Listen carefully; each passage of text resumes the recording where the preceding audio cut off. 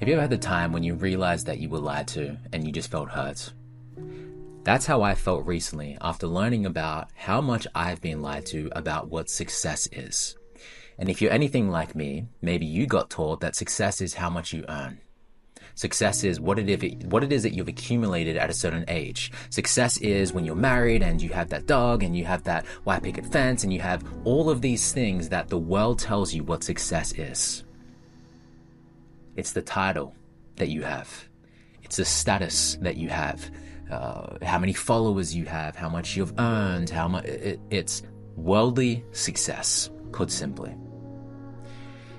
And that's something that I've realized that I've been chasing. And I like to think of it like this. Let's say that we have this bucket here, right? And we have this bucket and there is a hole inside this bucket.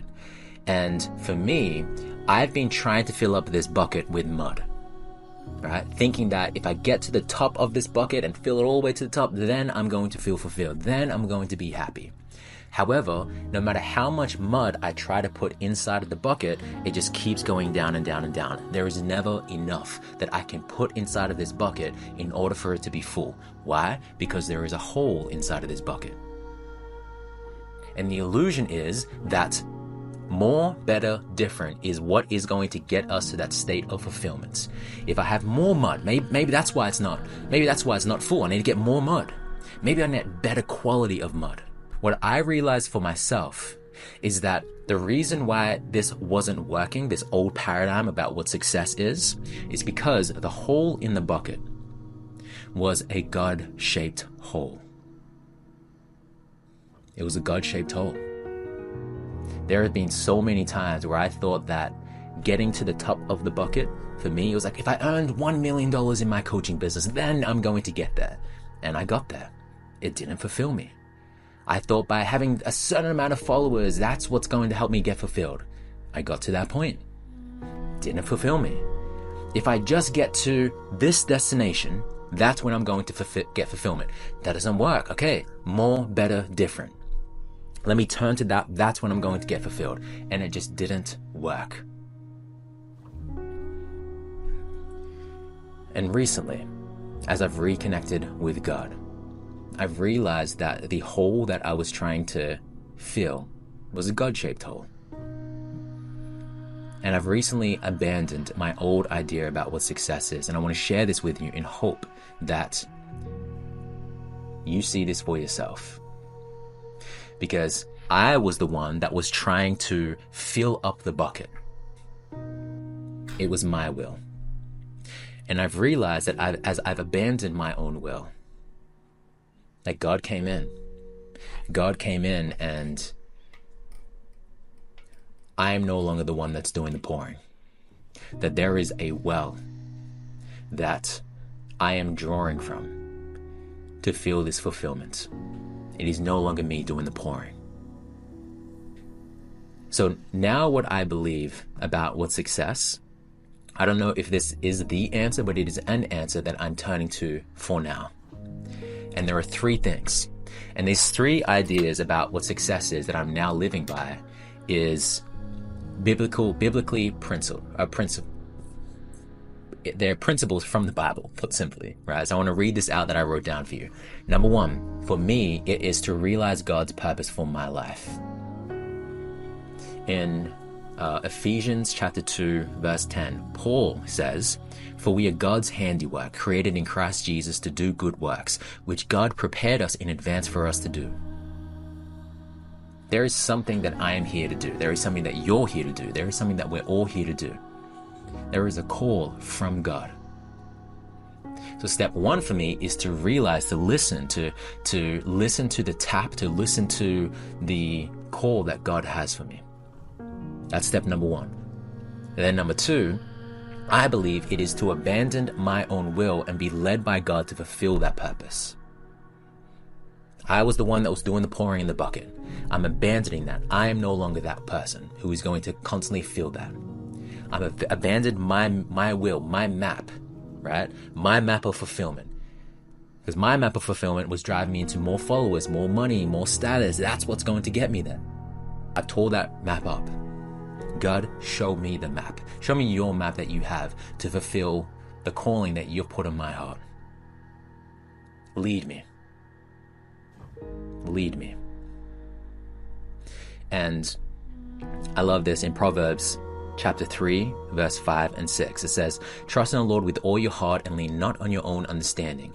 In all of your ways submit to him, and he will make your path straight." It's one of my favorite Bible verses, right? To not trust God with 75% of my heart, 85% of my heart, 99.999% of my heart, but with all of my heart. And right now, there are things that I am giving up. And it scares the part of me that has been so practiced in living life by my own will. There is a program that I used to run. It's called the Online Coach Academy. Every single time that I launch it, I know that it's going to bring me tens of thousands of dollars, over $100,000, multiple six figures every single year.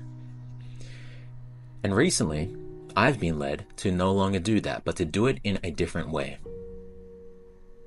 It just doesn't feel that that is what I'm going to be doing anymore. And it scares the part of me that knows that if I do this, there is like a guaranteed amount of money that I'm going to bring in. But God says, no, abandon that. There is something better that I have for you. And better doesn't always mean more. Better will mean fulfillment. Better will mean following God's will. Because what I've tried in the past doesn't work. So it is scary. And also I love this from Matthew chapter 16 verse 24. Then Jesus said to his disciples, "Whoever wants to be my disciple must deny themselves, take up their cross and follow me." It's me denying myself. I've been known for talking about attachment styles, doing all these different skits, and people love it. It's like, well, I'm going to deny myself because that's how I want to create. But how does God want me to create? To take up my own cross. That also means being with the backlash and people saying, "I'm unfollowing you for talking about God," or who even are you anymore? And people thinking that I'm a Jesus freak and all these different things. And I get it. So we all have our own version of taking up our own cross. For some of you, as you live in God's will, it's going to be having your parents be unhappy with you, having people think that you're crazy. I don't know what it's going to be for you. But I'm taking up my own cross and I'm following God. And then number 3, I believe it is to become like Jesus as much as we can, walking in our purpose. 1 John chapter 2, verse 6 says, "Whoever claims to live in him must live as Jesus did." And I know that that is a standard that is very challenging to meet. To live as Jesus did, I'm a sinner. I'm going to fall short of that every single day. But that is my compass. That is my inner GPS system to live as Jesus did, as much as I can, knowing that I will fall short. And to walk in my purpose. Not to think about my purpose, not to sit on the couch and contemplate about my purpose, but to walk in my purpose, as I am right now. Speaking, coaching, teaching. So that is now my definition of success, right? The 3 things: number 1, to realize God's purpose for my life. Number 2, to abandon my own will and be led by God to fulfill that purpose. And number 3, to become like Jesus as much as I can, walking in my purpose. So I just invite you, see if how you've been living is working. Is it working? And I can only speak for myself that for me, it wasn't.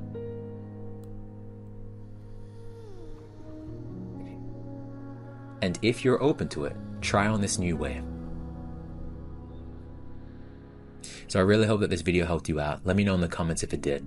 I would love to know. Subscribe or follow if you aren't already, and I'll see you in the next video.